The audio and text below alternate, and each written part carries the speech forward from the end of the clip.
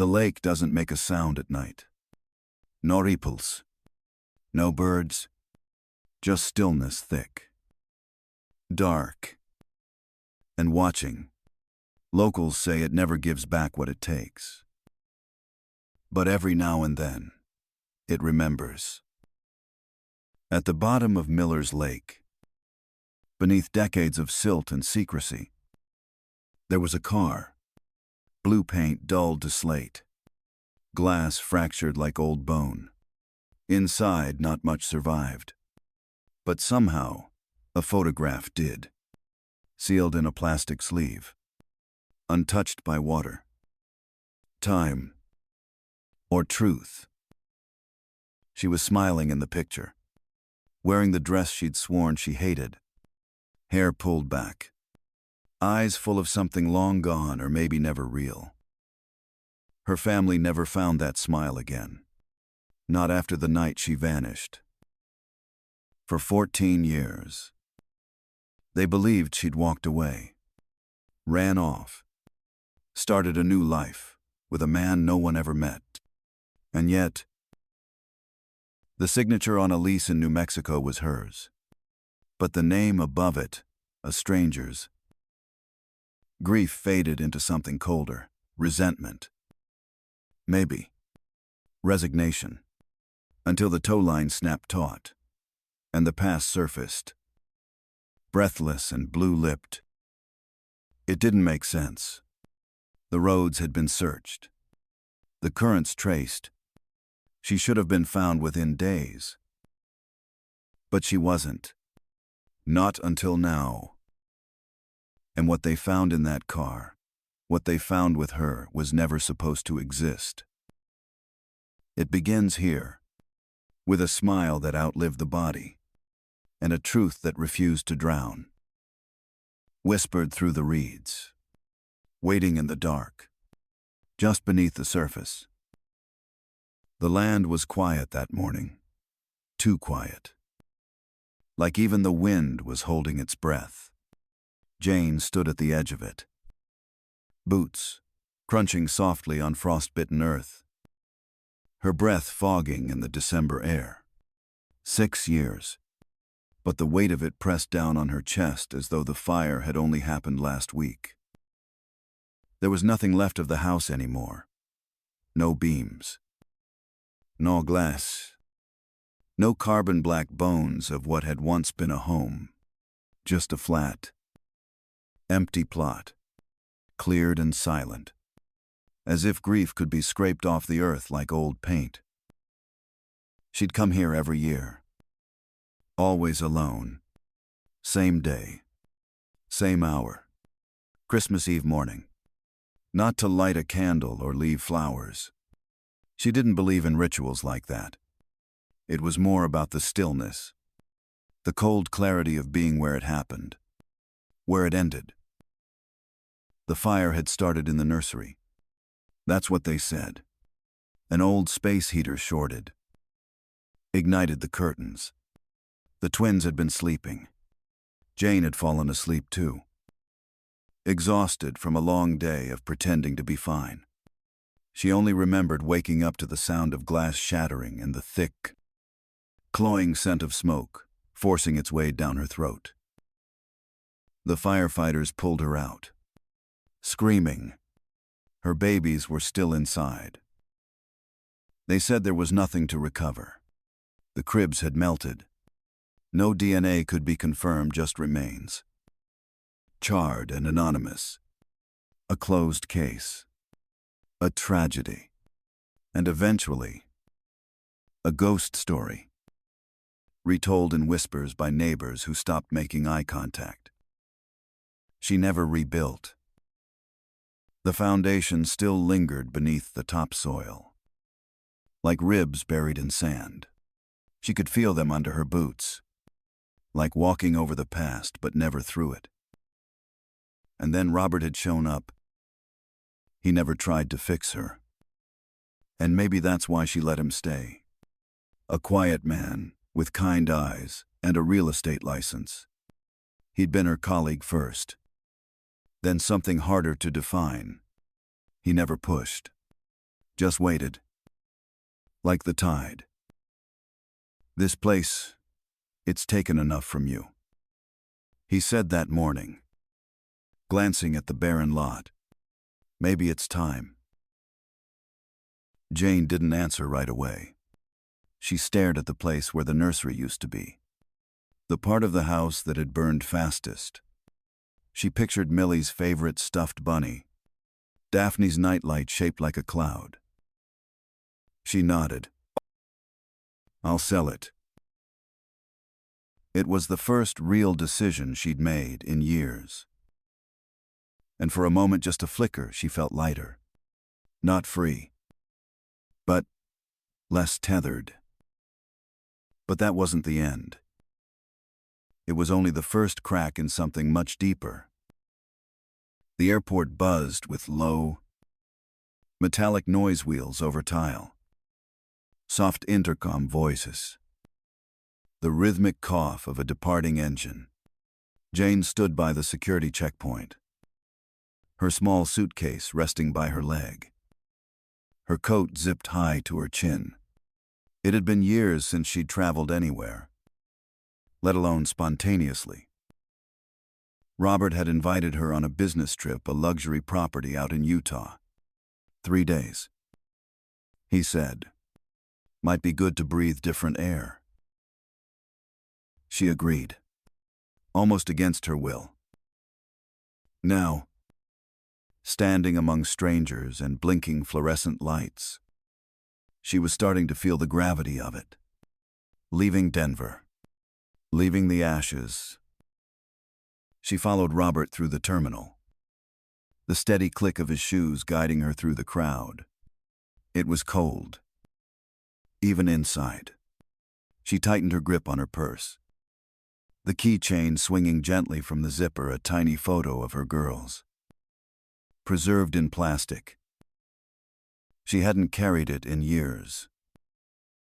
They were just over a month old in that picture, swaddled out, sleepy, serene.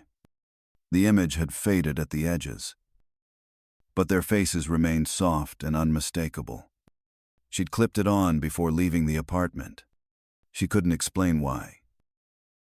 As they descended the escalator toward baggage claim, Jane's eyes swept across the glass wall to the lower level. That's when she saw them. 2 girls, laughing.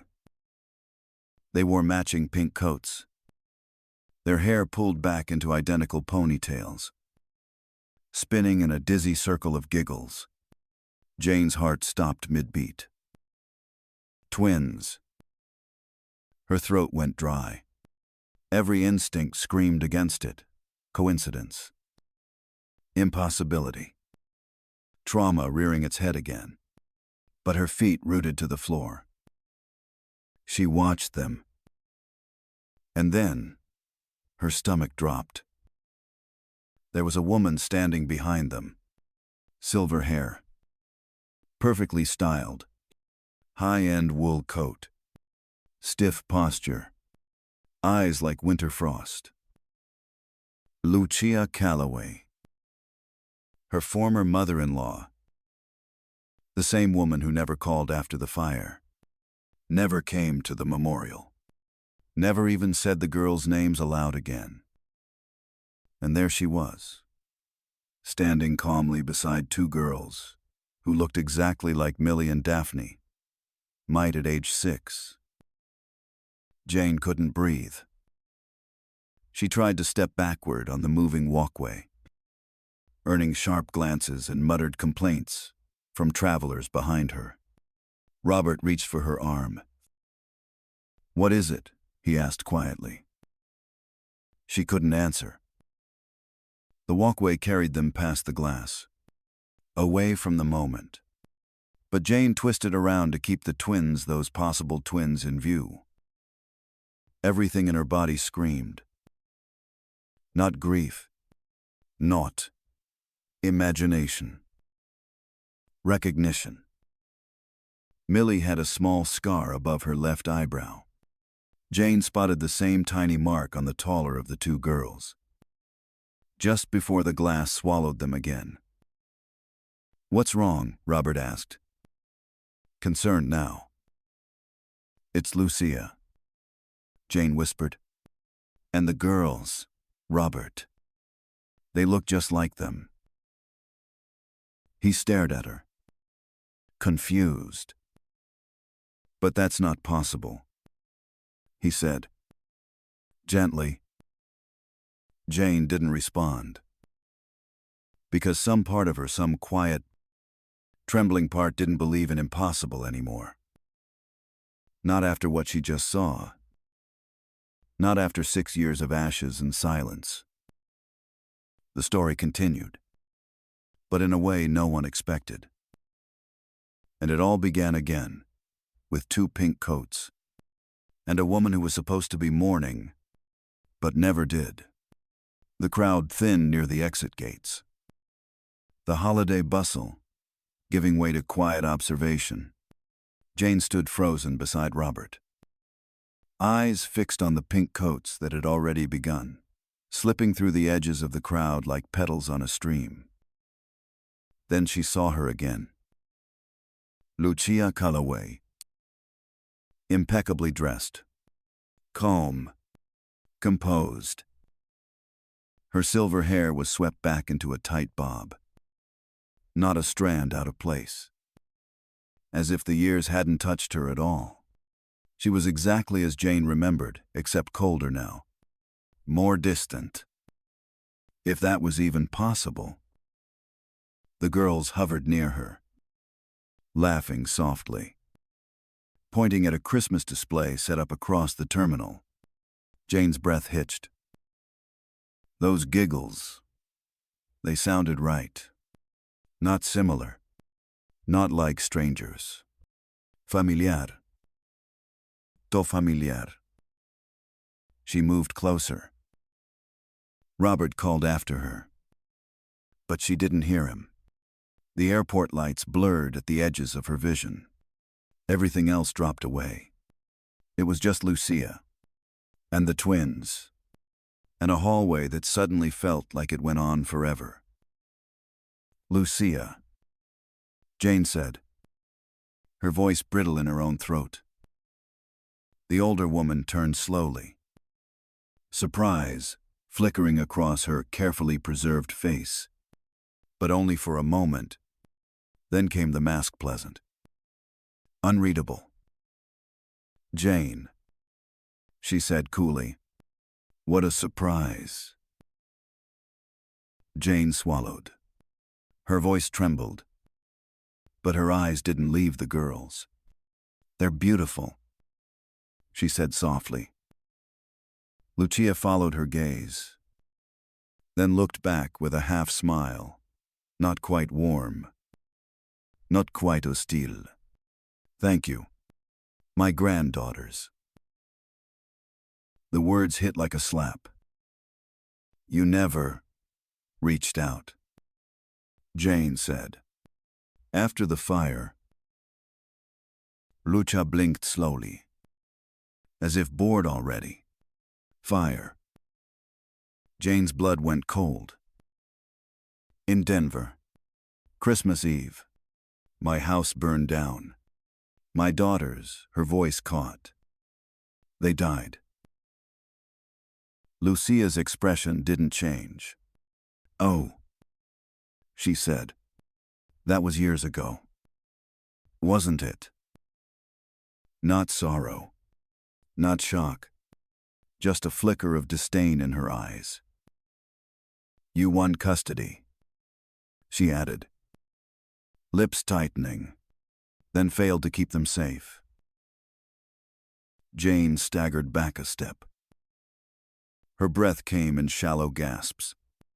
She was suffocating in a crowd of people who didn't know what they were witnessing.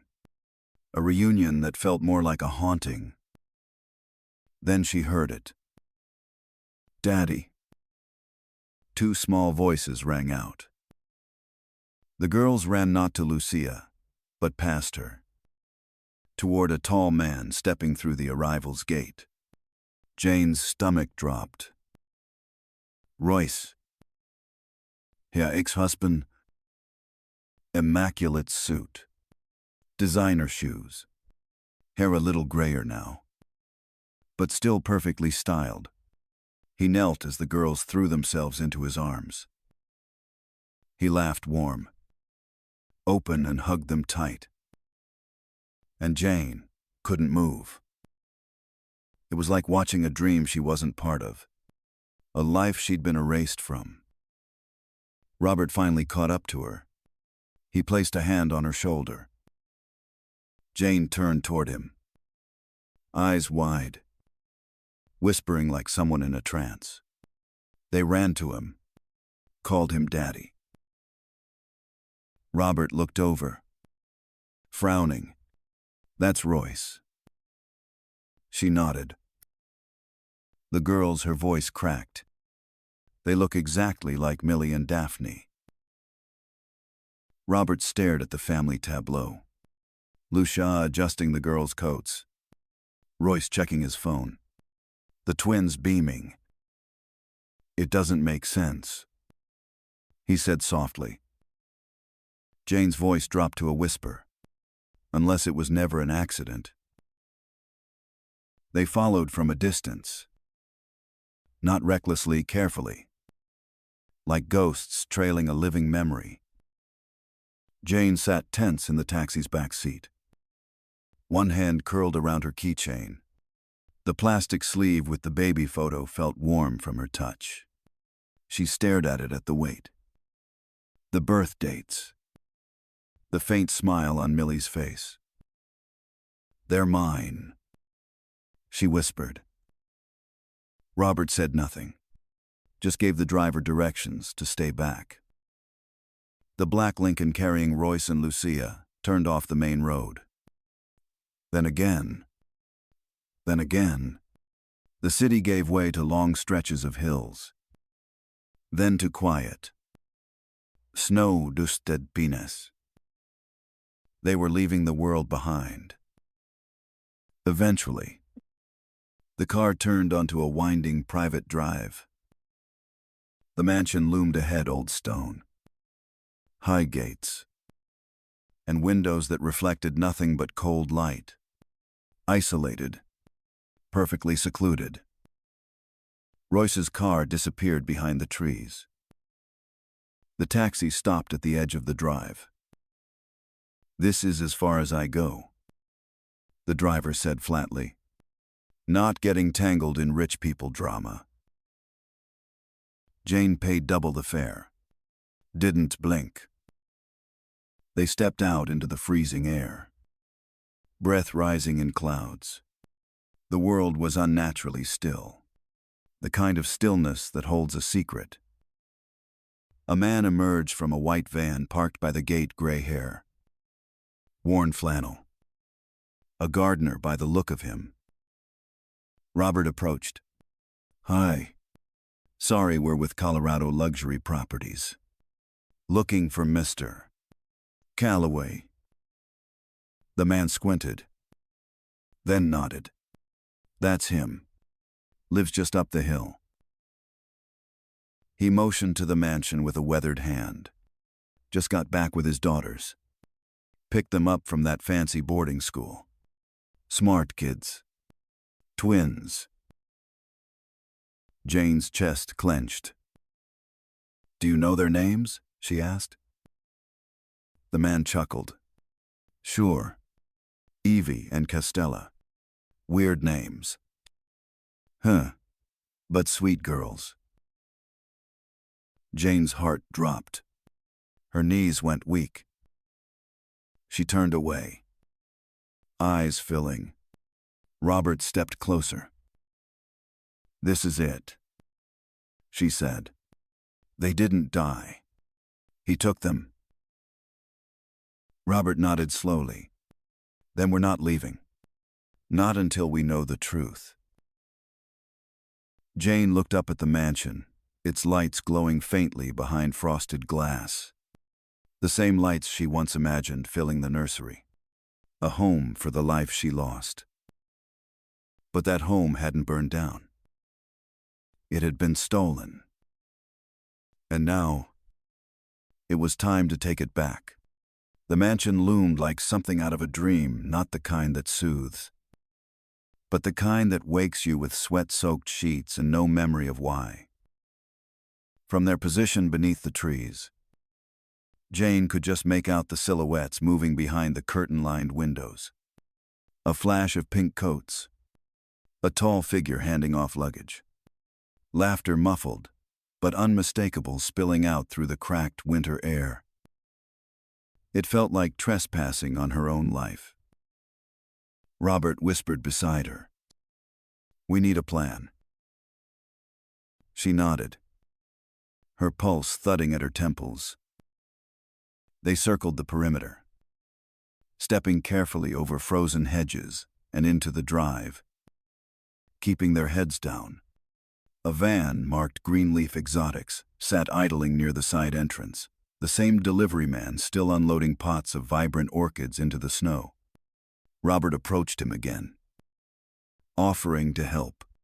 Distracting, charming, slipping easily into the role of a visiting property manager. Jane slipped away. She crouched behind one of the decorative stone planters, the cold biting through her jeans. Her fingers trembled as she pulled out her phone. Her voice was quiet, measured. "I think my daughters are alive. They were declared dead in a fire 6 years ago. I just saw them walk into a house with my ex-husband. I have reason to believe they were taken. I think the fire was staged." The dispatcher's voice stayed calm, but Jane could hear the urgency growing beneath it. "Are you in a safe place?" "For now," she whispered. She gave them the address, the name, the pieces of the truth she could hold in her hands. She hung up and stood to move, but didn't make it far. The front door burst open. 4 men dressed in dark tactical gear came toward her with quick, trained movements. One grabbed her arm, yanking her upright before she could scream. Another called out, "We've got one." Robert appeared from behind the van, startled. "Jane." He ran toward her too fast. One of the guards intercepted him. A sickening pop echoed through the drive.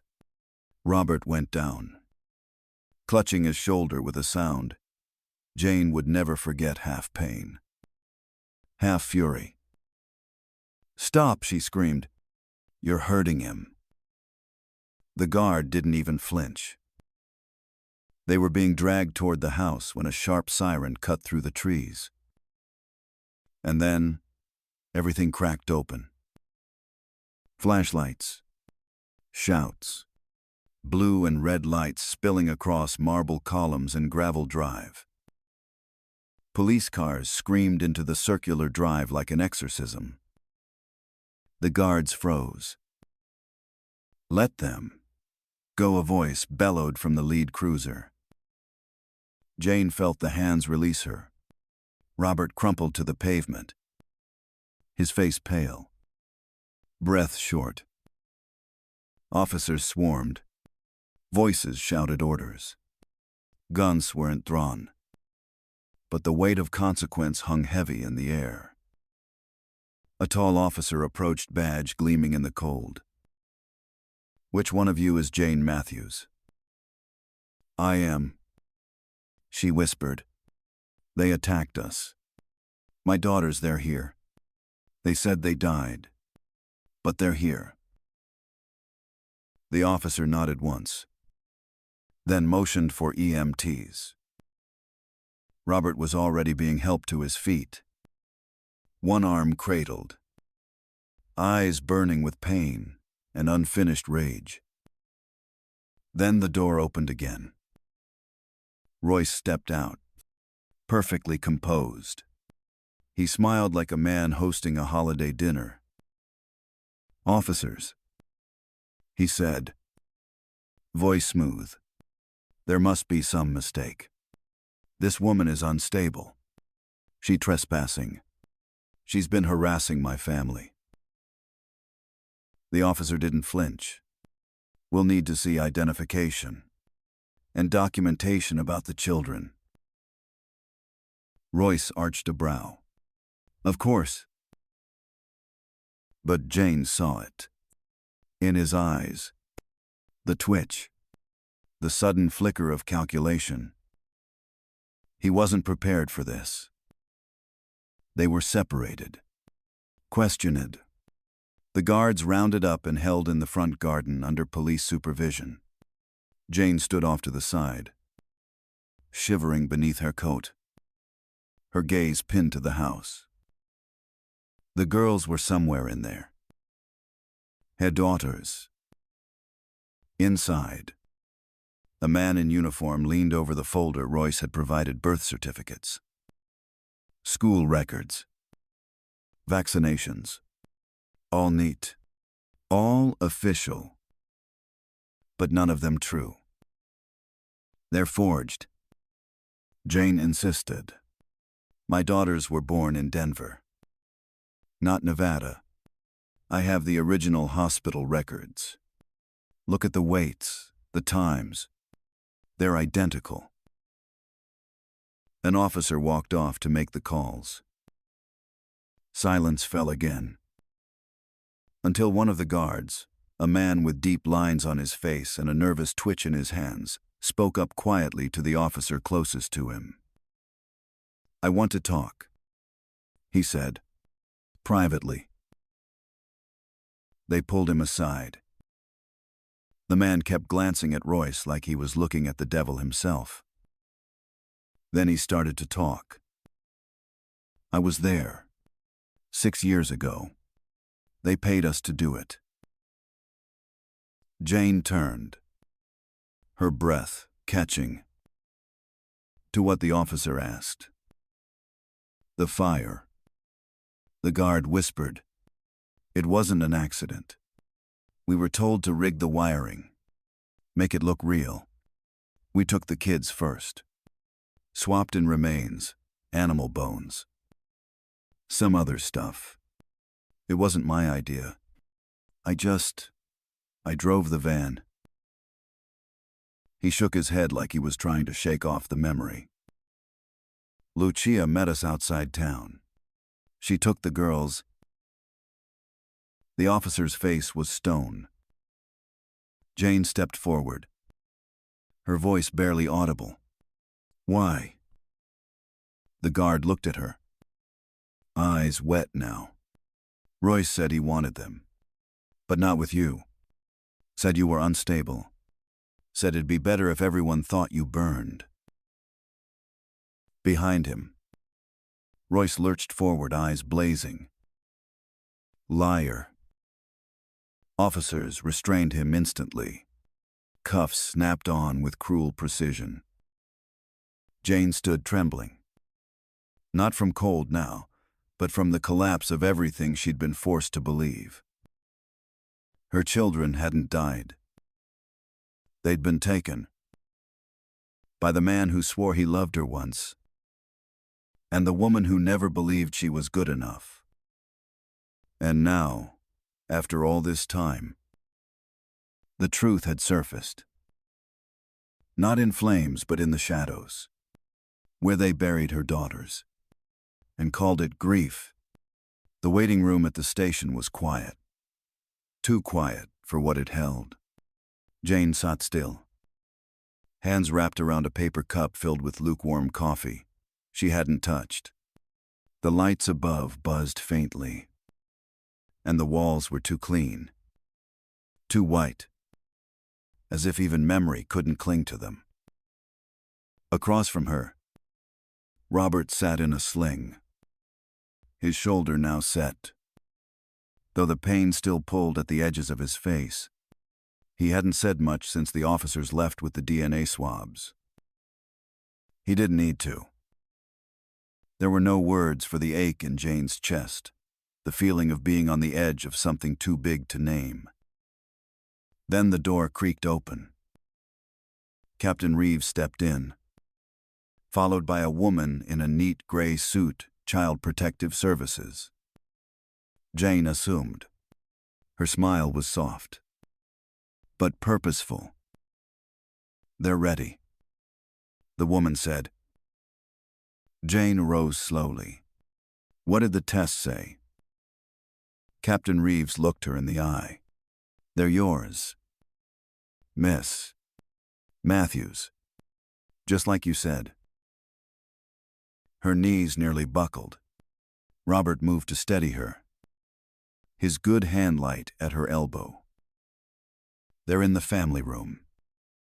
The woman continued gently. We told them the truth. Gently. That they had another name. Another life. Jane nodded, throat too tight to speak. They walked together down a long, quiet hallway to a room filled with children's books and plush furniture, toys scattered like footprints. And then she saw them. Two girls on a couch, identical and still, their matching sweaters newly folded in the lap of one. The other clutched a stuffed bear, old, patched, worn down at the seams. Mr. Buttons. Jane's breath caught. She stepped closer. They both turned to look at her. Evie, she knew it was. Evie tilted her head. They said, you're our mom. Jane knelt to the floor. To her voice trembling, I am. But you don't have to call me anything you're not ready for. The girls looked at each other. We saw the picture, said the other one, Castella. Or once Daphne. The one on the keychain. That's us. Jane reached into her coat, pulled it out. The photo had gone with her everywhere. Across ashes, airports, every impossible mile. She placed it gently in their hands. That's you, she whispered. When you were only a few weeks old, you used to sleep right next to each other. Castella studied the picture, then looked up. Green Bear's mine. I made him for you, Jane said, tears spilling down her cheeks. You both had one. Millie and Daphne. The names hung in the air, unfamiliar. And yet, not unwelcome. Evie reached forward, touched the frayed stitching on Mr. Button's ear. You used to tell me he could talk, she said. Jane laughed softly, wiping her eyes. He always had the best advice. They sat that way for a while, three shadows slowly becoming a shape again. And then, almost shyly, Evie asked, Can we see where you live? Jane blinked. You want to? They nodded. We want to know everything. She smiled through tears. It's not a big place. Not yet. But I'd like to find us a new one. With a garden. Castella's eyes lit up. With flowers. As many as you want. The snow was falling again, as Royce and Lucia were led in cuffs through the mansion gates. Reporters would descend. Headlines would swirl. Charges would mount: kidnapping, arson, conspiracy. Their names would stain the news. Their wealth unable to erase what they had done. But Jane didn't watch them go. She was too busy helping her daughters into their coats. The girls would need time, therapy, a soft place to fall when the memories crept in. There would be nightmares, anger, confusion. But there would also be mornings, laughter, books with dog-eared pages, two toothbrushes in the same cup, And Robert, he stood beside them now, watching with quiet reverence as Jane fastened each pink button, one by one. "I don't know how to thank you," she said. He shook his head. "Don't." But she took his hand anyway. "You stayed," she said. "Always will." The girls ran ahead, kicking snow, their giggles lighting up the dusk. Jane watched them, heart full in a way it hadn't been for 6 years. She thought back to the scorched land. She'd once stood on a place she could never call home again. And now, she had a new promise. A garden. For them. For her. A place where nothing would ever be taken again. Not a memory. Not a name. Not a child. As the twilight deepened around them, Jane looked at Robert and smiled. "Let's find our garden," she whispered. He smiled back. And together, they followed the girls into the falling snow. She sits just beyond the doorway now, listening to the faint sound of laughter that once only lived in memory. For 6 winters, Jane mourned what the fire stole. But the flame didn't take everything. Some threads stay warm beneath the ash. A keychain, a pair of worn-out bears, the quiet knowing in a child's eyes. What we bury is not always lost. What disappears does not always stay gone. And somewhere, even now, a truth waits to be seen, to be remembered. If this story stayed with you, let us know below. Like the video. Subscribe for the next piece of the truth when it surfaces. And share how it made you feel. We're listening. Always.